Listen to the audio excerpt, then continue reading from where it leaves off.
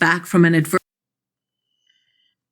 Do you ever wonder what it takes to bounce back from an adverse situation?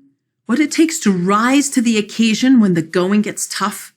This course is designed to help you prepare for facing a stressful occurrence and then be able to reflect and learn from your experience after it has passed.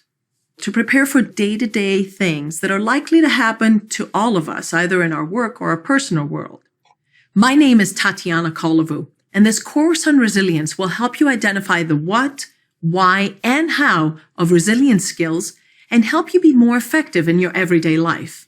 Most importantly, this course will help you assess your own level of resilience and provide learning strategies for strengthening your own resilience. Let's get started.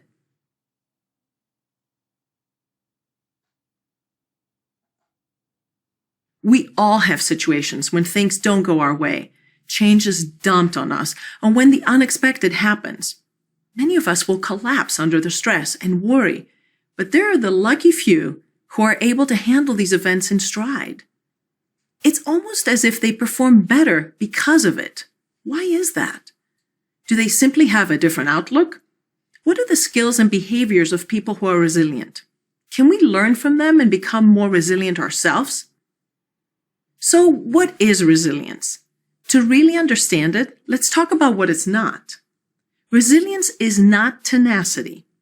It's not the ability to stick with a task no matter how tough it is and see it through. That's called grit. And although grit is a necessary ingredient for success in any field, today we will not talk about pushing through. We'll be talking about bouncing back. Resilience is a key ingredient in the process of adversity and recovery. It's the ability to not fold under pressure, even if you don't feel calm and confident. To be able to sustain energy throughout highly demanding tasks, and to be able to quickly pull yourself together and bounce back, even if you're experiencing a major setback. The process of being resilient can involve many qualities, including positive outlook, empathy, emotional regulation, and self-efficacy. Even though resilience may sound like an innate skill, I have good news for you. It's not. Resilience can be learned. I like to use the metaphor of an athletic event. If you've ever trained for running, hiking, cycling, or any other high-performance event, you know that there are certain things you can do to put yourself in the best shape possible. Your skills can improve with work and persistence. In this course, we will work on those behaviors to strengthen skills and ultimately raise your resilience threshold.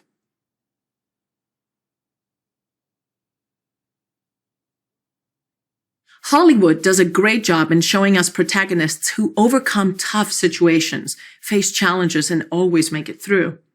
Think of a movie that was a feel-good one for you.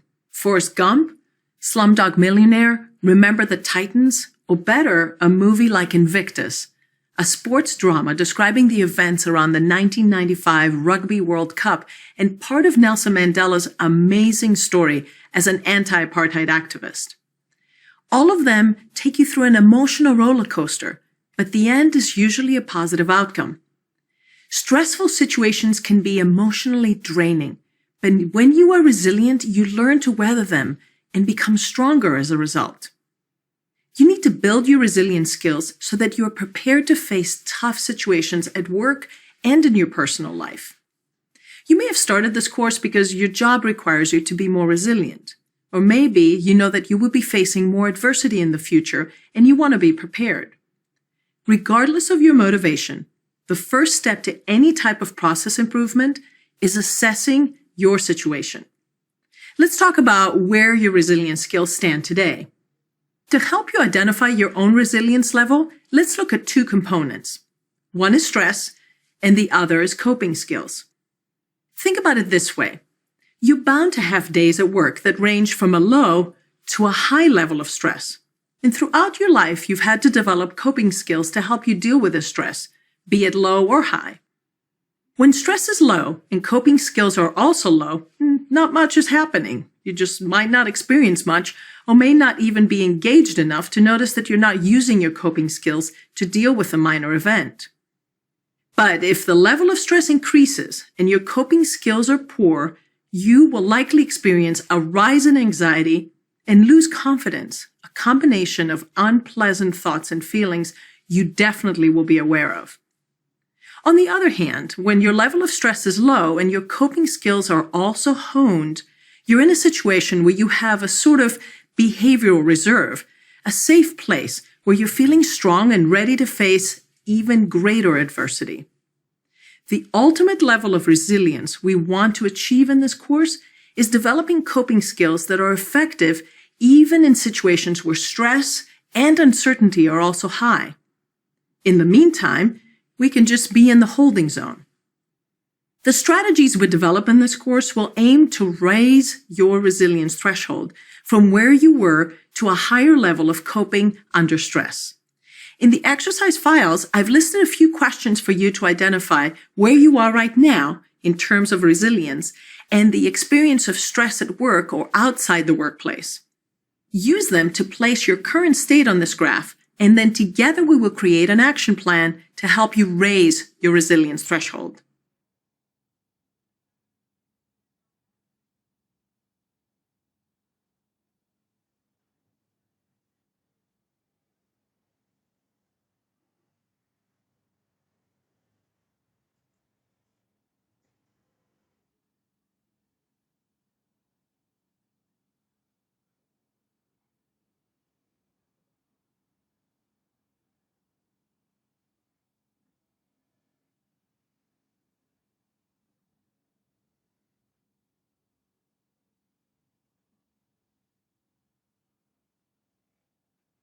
Years ago, the psychologist Charles Spielberger described two ways people respond to external stressful stimuli. State anxiety is the level of stress our body develops in a given moment in time, and trait anxiety is the intensity of anxiety we generally experience. For example, we all know people who are edgier or seem more uptight than others, and according to Spielberger, they would have a higher than average trait anxiety. Yet given the right circumstances, they could be very relaxed, meaning their state anxiety was low.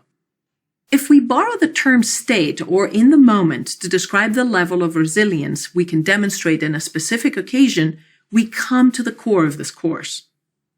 Once you identify your current level of resilience, your goal should be to raise your threshold and become better prepared for future stressful events. You want to learn how to increase your state resilience and be better able to deal with tough situations. In a sense, you're training your state level of resilience to eventually raise your trait level of resilience. You need to train to practice raising your resilience threshold and be able to cope and thrive in the face of true adversity.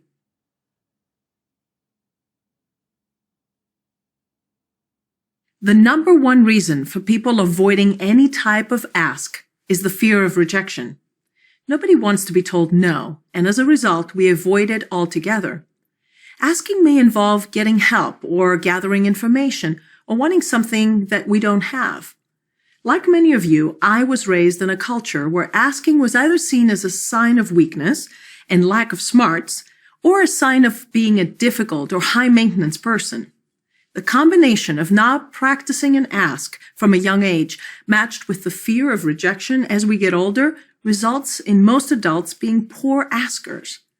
I challenge you in your quest to raise your resilience threshold to practice asking for things you're not sure you will receive. So let's get started with small, irrelevant asks that seem trivial, such as begging help at the grocery store where they don't traditionally help customers, or requesting a discount on an item that's not clearly marked as having a lower price. These asks have a high chance of getting you rejected for various reasons, but the point here is that you get used to hearing no. When you do, manage your internal language. Instead of thinking about the negativity of the no, praise yourself for stretching your asking muscles and thinking of the next ask opportunity. The key here is both keeping your internal dialogue positive while managing your verbalized response. It can be something like, well, I thought I'd ask anyway, or thanks for letting me know, it doesn't hurt to ask. After you build your confidence with the day-to-day asks, progress to asking for things you're less likely to receive.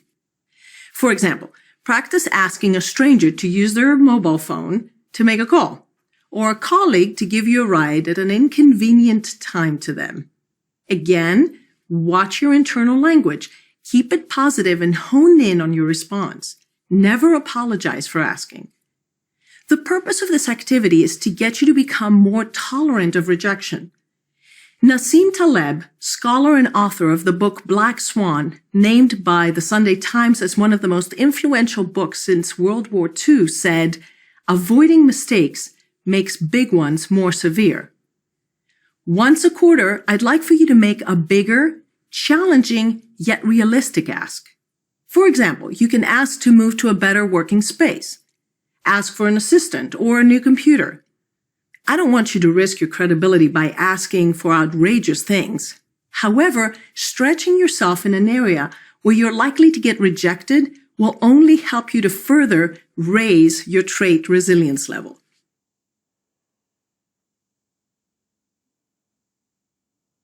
A few years ago, I decided that I needed to learn a new language. So I took up Spanish. Wow, what a humbling experience that was. I felt as if I was back in first grade, squeezing my brain to take in all this new information while not retaining as much as I wanted to. It was a humbling experience and a frustrating one at times. Learning a new skill does a few things for you. It stretches you outside of your comfort zone. It pushes you to create new brain paths, whether the skill is mental or physical. It creates opportunities to fail and go back and try again. And it builds resilience. Whether it's learning Spanish, maneuvering a motorcycle, cooking, archery, graphic design, all of these new skills will raise your resilience threshold. You will not be good at it at first. You will have feelings of incompetence and question your motivation. Yes, these are all experiences that will help you in the long run. Remember that resilience is about bouncing back, diving back into the tough situation and trying again. You can say that learning a new skill helps you learn how to fail. Skilled athletes like basketball legend Michael Jordan saw the value of failing. When Jordan was asked about his secret success formula, he said, "I've missed more than 9,000 shots in my career. I've lost almost 300 games. 26 times I've been trusted to take the game-winning shot, and I missed. I failed over and over again in my life, and that's why I succeeded." I'm not asking you to be like Michael Jordan, but to give yourself safe opportunities to practice something new and learn how to fail in the process. It will all pay off in the long run.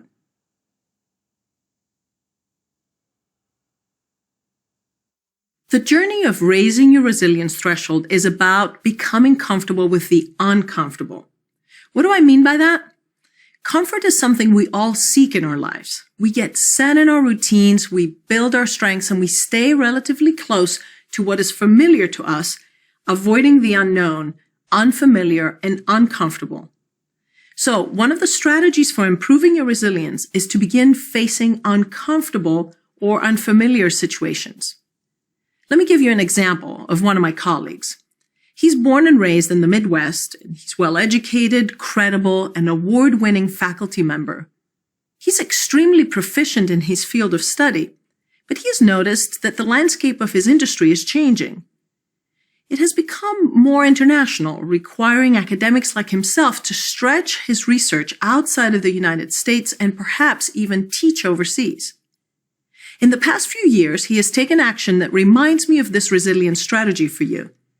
He picked a country he was interested in. He studied the implication of his field in that country, and he prepared himself to visit and aimed for a grant that would allow him to travel. He spent over a month there networking, creating connections that resulted in a short-term teaching assignment. This rich experience of this assignment provided him with an array of cross-cultural examples and overall international exposure. This was not an easy task. We discussed the level of energy that it took for him to adapt to a different culture, become attuned to the people, and get the most out of the experience. He told me that he felt that he grew so much from this experience. He became motivated by the challenge, and he drew from the most challenging parts of the experience. Asking for a stretch assignment, getting you on a committee where you have a low profile, or exploring a new field that pushes you outside of your expertise are all examples of challenging situations. Like the strategy of facing rejection or learning a new skill, you can start with something small. For example, ride your bicycle up a steep hill where you're not sure you can make it. Join an activity you've not always been proficient in, or sign up for a class you know doesn't play to your strengths. Facing challenging situations helps you get comfortable with the uncomfortable, and resilience is all about discomfort. I'm not asking you to make yourself miserable, but I'm asking you to stretch yourself and be prepared for stressful events in the future.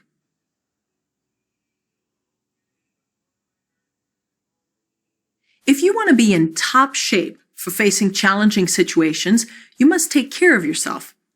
I don't know about you, but my self-talk and general perspective tends to be a lot gloomier when I'm not feeling 100% well physically. Just like athletes who attend to every detail when preparing themselves for competition, I want you to take care of yourself so that you can face upcoming setbacks. Here's some things to think about. Are you at your best first thing in the morning, midday, or late afternoon? Do you prefer to tackle projects after you've had a chance to get in the rhythm of the day? Do you feel better, more productive at a certain time? Does it take you a while to get into the groove at work? Why do I ask you all this? Because being aware of your daily energy flow can help you be better prepared for challenging situations. If you can control the time you take a tough call or you have a confrontational meeting, be mindful and schedule it when you have the most energy. If you can't, then develop a strategy or plan for dealing with the situation. In either case, your highest energy times of the day will help you think more clearly and stay optimistic. Anticipate cyclical rough periods. Every organization has a busy period of the week, the month, or the quarter. When all the balls are in the air, you can predict when one is more likely to fall. If you're going to be more resilient, you can anticipate these cyclical rough patches and try to do any forward planning possible. Stay energized. Paying attention to your level of energy during the day is just not enough. Challenging situations, especially when they come as a surprise like an unexpected announcement at work or an unexpected injury, they drain us of our energy. To maintain a high resilience threshold, we have to be sure we're always well rested, nourished, and hydrated. When stress hits and we're depleted of energy, it's easier to be negative and unclear in our thinking. Restore appropriately. You probably know how you best restore your energy. You either get it from people around you, something extroverts do, or you prefer to have quiet, alone time in order to restore, something introverts do. However you restore your energy, be sure that you practice this important routine during potentially challenging times. You will be better equipped to manage stress if your energy tank is on full load.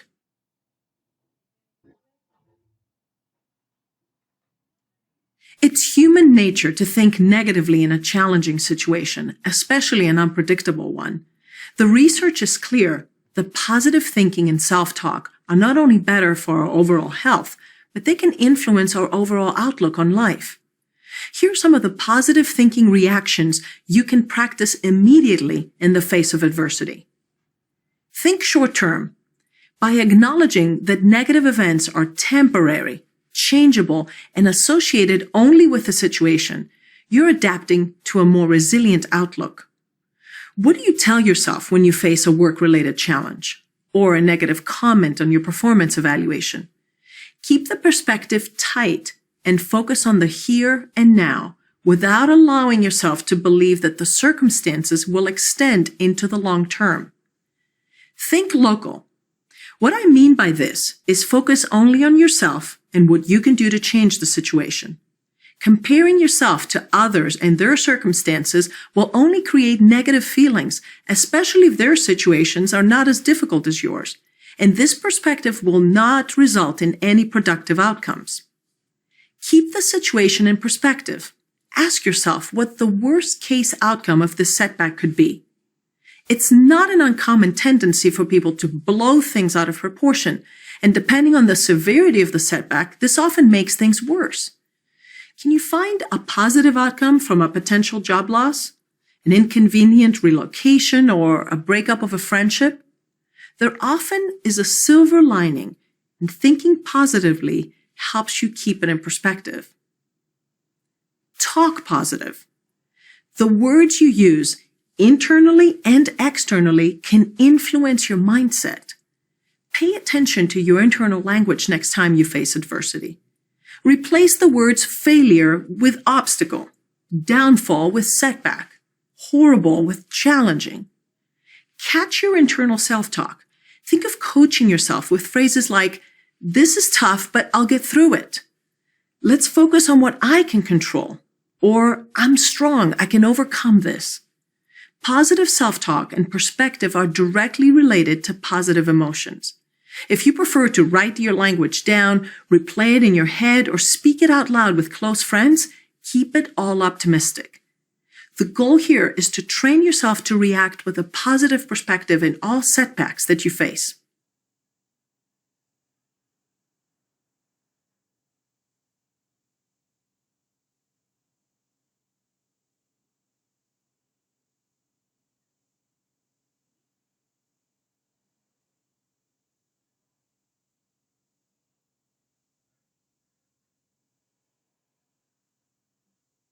Even if you're not at all responsible for the stress you experienced, it's always a good idea to take some time and evaluate your actions.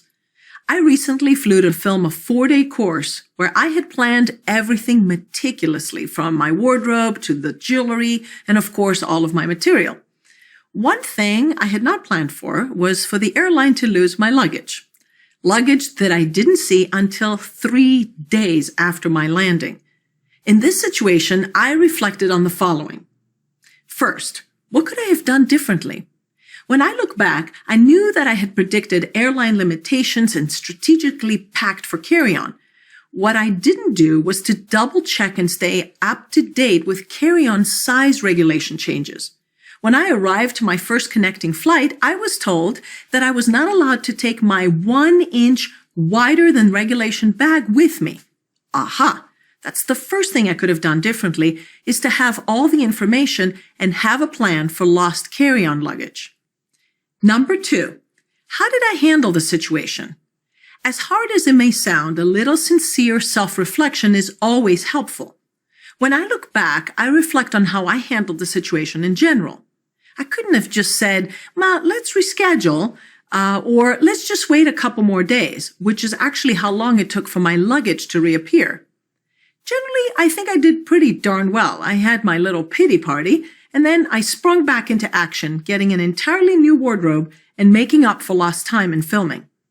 Another reflection question to focus on your attitude. Did I stay positive? In my case, this was my hardest challenge. I knew that I had to focus on the bright side, such as it was. I was physically present, and the schedule allowed for some flexibility to make up for lost time. But physically and mentally, I was tired. I didn't have any of my clothes and jewelry that I had so carefully chosen for the shoot. I didn't even have my toothbrush. So I had to give up plan A and move on to plan B, or maybe it was plan C, I don't remember. I don't know what your specific stressful event was, but when you think about it, ask yourself, what could you have done differently? How did you handle the situation? Did you remain positive? When you go through your evaluation process in the exercise files, be sincere with yourself. Look for opportunities of improvement and don't forget to recognize what you did well. Set aside the time and be disciplined about reflection.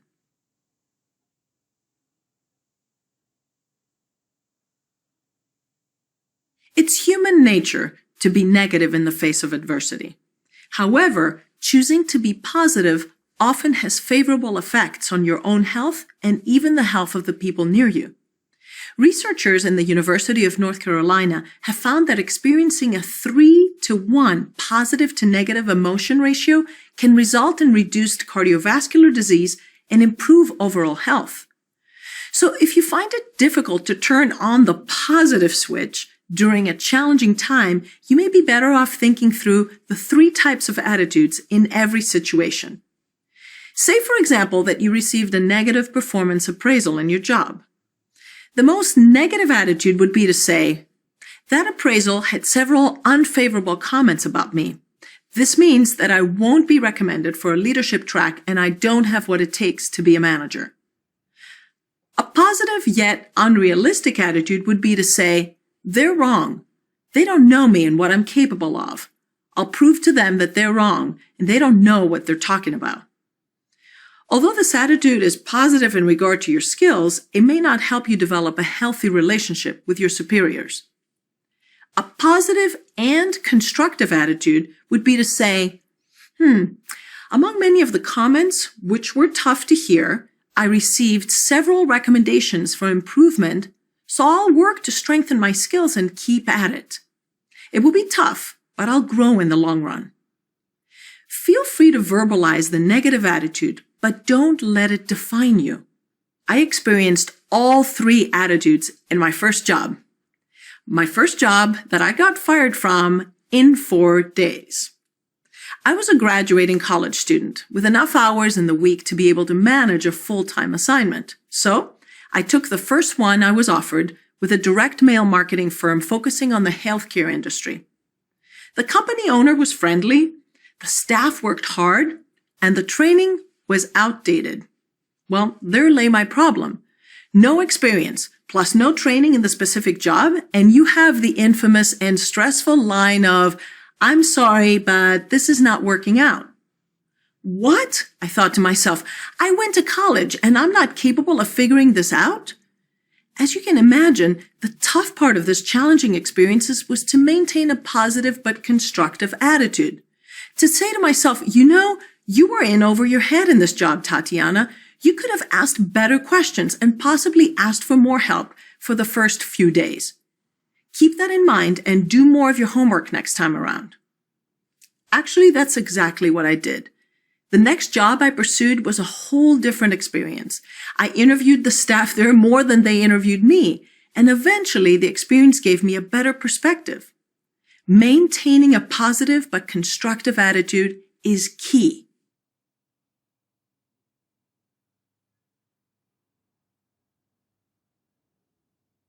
We all have people we debrief and confide in, be they family, friends, or colleagues. Just like athletes are surrounded by professionals who work with them to achieve excellence, you too should seek out advisors who can help you debrief and grow from the experience of adverse events. I don't officially invite people to my group I call my advisory board, but I freely ask them to give me feedback on how I have handled the situation. The one characteristic that all my advisory board members have in common is that they are action-oriented. What I mean by that is that they don't spend time looking for the blame or commiserating with me. They're focused on helping me increase my overall resilience. In situations that are likely to reoccur and where I have some potential influence in, they ask me questions such as, what aspects of the situation could you potentially improve on in the future?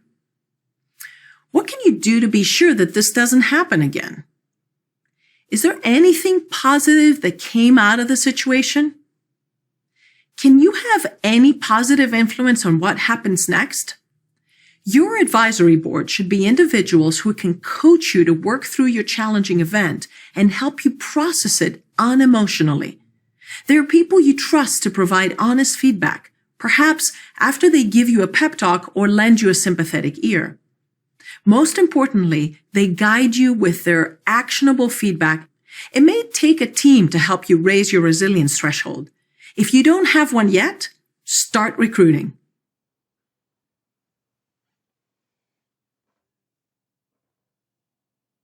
Are you a person that mulls over and analyzes everything again and again?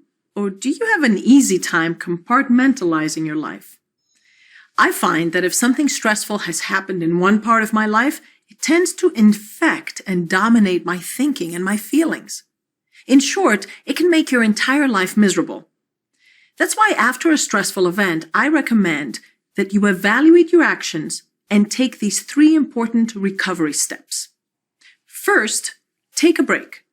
I mean this in a physical, emotional, and mental way.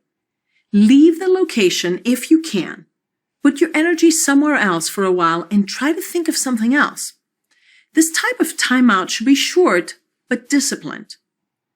For example, if a promotion at work you applied for didn't come through and it's costing you a lot of energy, take a day off and engage in something completely different. Number 2, redirect. Nothing is gained by rethinking the circumstances and analyzing all events. Number 3, reconnect. Since you walked away after evaluating your actions in the challenging situation, you get to come back with a fresher perspective and hopefully more energy. Some of your thoughts on your initial evaluation may have changed or become more clear. Review them and then prioritize on which ones are actionable. I literally learned the power of recovery after a bike accident a few years back. For the past 15 years, I've raced in triathlons, the sport where you get to swim and bike and run for close to about 2.5 hours in the Olympic distance. About 8 years ago, I had traveled to a different state, spent the night in a hotel, and was hoping to race and qualify for the national championship the next day. The swim was pretty smooth and the sun was starting to come down on the transition area, making the start of the bike a comfortable temperature. I was feeling good, so I rode the first 10 miles in a comfortable pace. Feeling pretty relaxed, I reached for my water bottle, making the position of my handlebars unstable for a split second. At that spot, the pavement met the bridge with a metal ground seal, and it sent me crashing into the asphalt at 22 miles an hour. It was an unexpected, pretty spectacular, and very painful fall. Thankfully, the injuries were not as bad as they would have been, but the whole experience was pretty scary. Having had other bike mishaps in the past, I was prepared to deal with the physical adversity, but I was able to continue in the sport because of what I did after the accident. Initially, I really had to take a break, and after evaluating what I could have done differently, I tried not to mentally repeat the last few minutes I remember on the bike. I literally had to practice disciplined thought-stopping techniques because that's all my mind wanted to do. I redirected my energy to things I could do while healing from my injuries and finally reconnected with a fresh attitude a few weeks later. My happiest day around the incident was the following year, where I went back to the same race, rode the same course, and had a chance to execute everything while staying upright on my bike and qualifying for nationals. It took time, energy, and a lot of focus to get there. It's an experience that definitely made me stronger. Athletes work hard on their training and harder on their recovery. If your goal is to raise your resilience threshold, recovery for you is equally as important. Be disciplined about taking a break, redirecting, and reconnecting after stressful work and life events. You will be stronger next time you face adversity.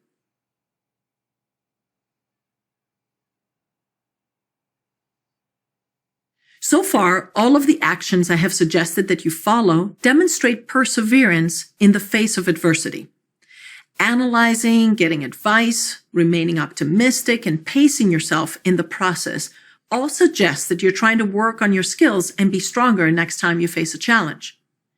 There are, however, a few situations where even though your coping skills have improved in the process of raising your resilience threshold, the best thing to do is to take some cathartic action. Let it go.